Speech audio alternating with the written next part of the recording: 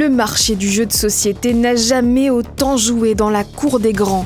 En 2025, son chiffre d'affaires a atteint en France 624 millions d'euros, porté par une croissance de près de 4% par rapport à l'année précédente. À Monaco aussi, la tendance fait mouche. Une association a récemment vu le jour. Surfant sur cet engouement, Roca Games est né de la passion commune d'un groupe de professeurs du collège Charles III et du lycée Albert Ier. Plusieurs soirs par semaine, ils se retrouvent autour d'une même table, prêts à lancer les dés et partager bien plus qu'une partie. Soit tu es majoritaire sur ça, soit tu es majoritaire sur ça. Donc ces trois-là, c'est lié aux ressources. Et ces deux-là, c'est lié au combat. Mais ça, je vais t'expliquer après. Thomas Fantini, le fondateur de l'organisation, détaille ici la longue liste de règles d'Arc, un jeu de stratégie exigeant, pensé pour les experts comme Thierry. C'est-à-dire qu'il n'y a que l'attaquant qui va tirer les dés. D'accord. On s'évade en quelque sorte. On oublie un peu ce qui se passe autour dans ce monde. En gros, c'est ça. Hein. La communion avec les collègues, et voilà, c'est très agréable. Vous en avez beaucoup chez vous ? Je commence à en avoir, oui, une bonne centaine, un peu plus même.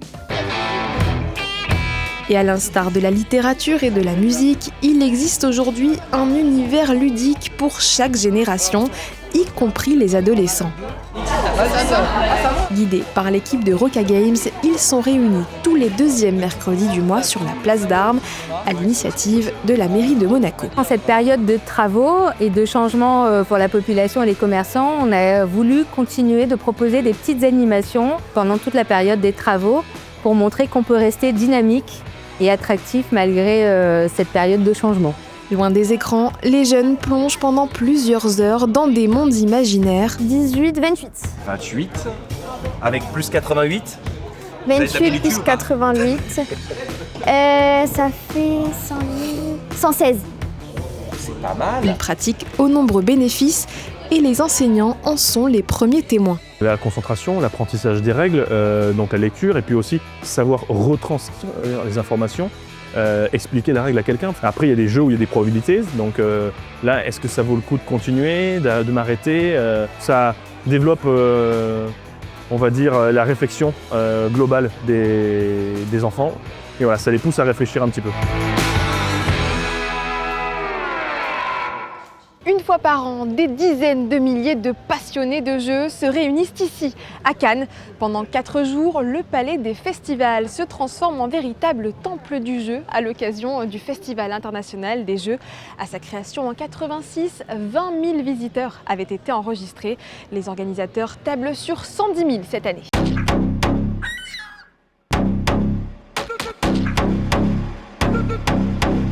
Ce festival, le deuxième plus important d'Europe, est devenu un rendez-vous incontournable pour les professionnels et amateurs. Pour la 39e édition, les organisateurs ont déployé 60 000 mètres carrés d'exposition. Un terrain de jeu géant qui illustre très concrètement l'enthousiasme autour de ce loisir devenu phénomène culturel. On ne fait pas un repas sans faire un jeu. À la fin du repas, c'est pas le dessert, c'est les jeux. Quoi Au milieu des passionnés, nous retrouvons les membres de l'association monégasque, chargés ici d'une mission, présenter aux visiteurs les 12 jeux nommés pour décrocher le Graal pour les créateurs, ce petit macaron doré. Les jeux qu'on présente, qui sont labellisés Asdor, sont des jeux qui vont être extrêmement vendus dans le monde entier grâce à ce label, parce que c'est un label qui est reconnu dans le monde du gaming, qui est cité sur toutes les plateformes, qui est estampillé sur la boîte, qui sera distribué dans les grandes enceintes de distribution classiques comme la Fnac Cultura, etc. Voilà, ce festival a une vraie importance pour le monde du jeu. Derrière chaque écrin se cachent des hommes et des femmes qui rivalisent d'inventivité pour sortir du lot. Car avant de séduire les joueurs, encore faut-il convaincre un éditeur. Ce titre, autour du thème de l'archéologie, destiné aux 5-9 ans, a par exemple mis près de 3 ans à sortir de terre. C'est mon deuxième jeu sorti, mais pour avoir 2 jeux sortis, moi j'en ai fait à peu près, je pense, une trentaine avant de signer le premier. Parce qu'en fait, faut essayer, les éditeurs ils cherchent des choses particulières qui sont adaptées au marché. Donc des fois, en fait, on fait des essais, des erreurs, donc on corrige, on améliore les concepts, on essaie de voir, à force de rendez-vous, qu'est-ce qu'ils veulent exactement pour le marché, qu'est-ce qui leur plaît. Donc il faut en faire plein, il faut en jeter une partie. Et il y en a une partie, la meilleure normalement, qui peut aller jusqu'à la sortie. De Mookies, je pense que ça peut très bien marcher pour les pour les enfants qui viennent, tu sais, genre qui savent pas à quoi jouer. Ils arrivent, vous n'avez pas un petit jeu, tu vois qu'il hésite, il sait pas à quoi jouer. Ouais, ça fait penser au jeu. J'ai un petit jeu pour savoir. Penser à Super Miaou. Les cartes à 5 belles.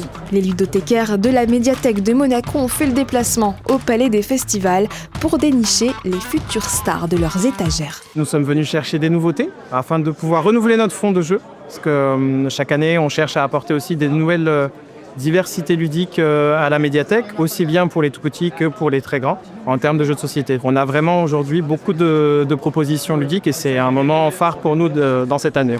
Le fait qu'on puisse réimprimer les pièces au cas où pour la ludothèque en 3D, si elles sont perdues ou quoi. Comme eux, de nombreux visiteurs passeront à la caisse. Vous avez besoin d'un sac? Là, ça va rentrer dans mon sac. 25, super. L'année dernière, 70 boîtes ont été vendues par minute uniquement dans l'Hexagone. Il semblerait que la crise de la Covid-19 ait servi ce loisir et le public, conquis pendant le confinement, est resté fidèle. C'est pas du tout surprenant. Et d'ailleurs, c'est parce qu'on y croyait qu'on a monté l'association. Je pense que les gens, ils ont envie de vivre autre chose qu'une télé, un film, une partie de jeu vidéo. C'est une sorte de retour aux sources, mais qui est quasiment logique. Le jeu rassemble, le jeu fait vivre des aventures, on rigole, on a des expériences de vie, on en reparle derrière. Les gens se rendent compte de ça.